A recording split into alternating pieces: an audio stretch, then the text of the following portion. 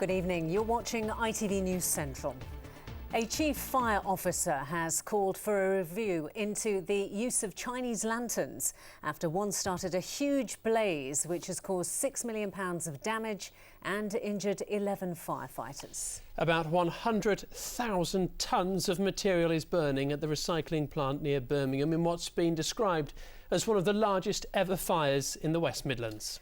At its height, the blaze sent a plume of smoke 6,000 feet into the sky, which could be seen for miles around. We can go live now to our reporter Callum Watkinson, who's at the scene.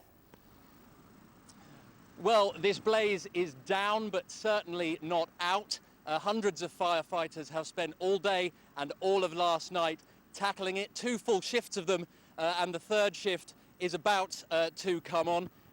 13 of them have actually been injured in the battle against this blaze, which has now lasted for more than 18 hours.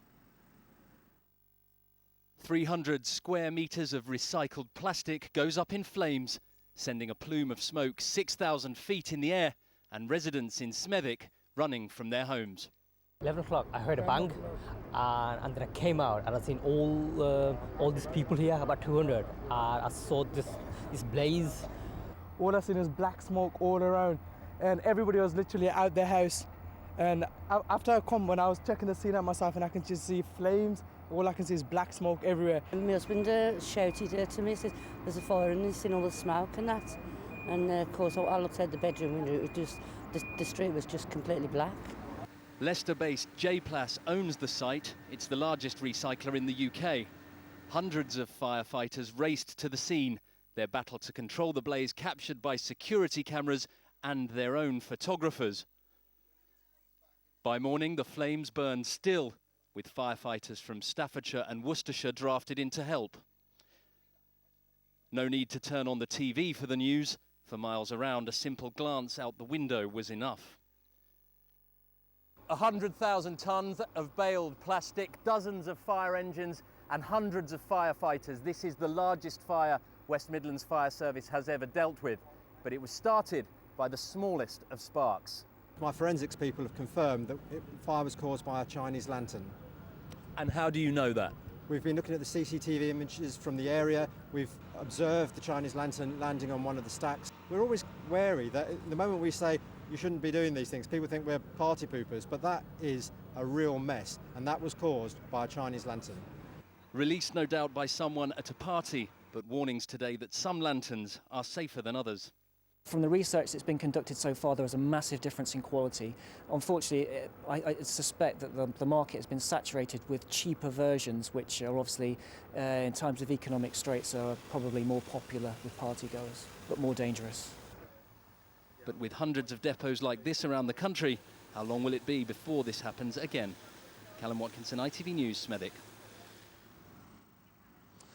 Now, it was a Chinese lantern that caused this particular blaze, but the nature of these recycling depots does mean they are particularly susceptible to fire risk. Just 2 weeks ago, we brought you the story of a depot in Kidderminster. That's still burning, and Hereford and Worcester Fire Services today released the figure that it's cost them to keep an eye on that blaze. It's burnt a £70,000 hole in their budget. Well, you just saw Vij Randanaya, the Chief Fire Officer here in the West Midlands, in my report there. He joins me now. Vij, thanks for joining us. We're constantly being told to recycle, and we need places like this for that, but they're an increasing problem for you guys. That's absolutely right. I mean, this is the 15th one that we've had this year. We had a very large one a couple of months ago. That took 3 days to put out. We accept that recycling is an important part of our environmental policies as a society, but it has to be done in a safe and controlled manner, and the number of fires that we are getting cause us some concern.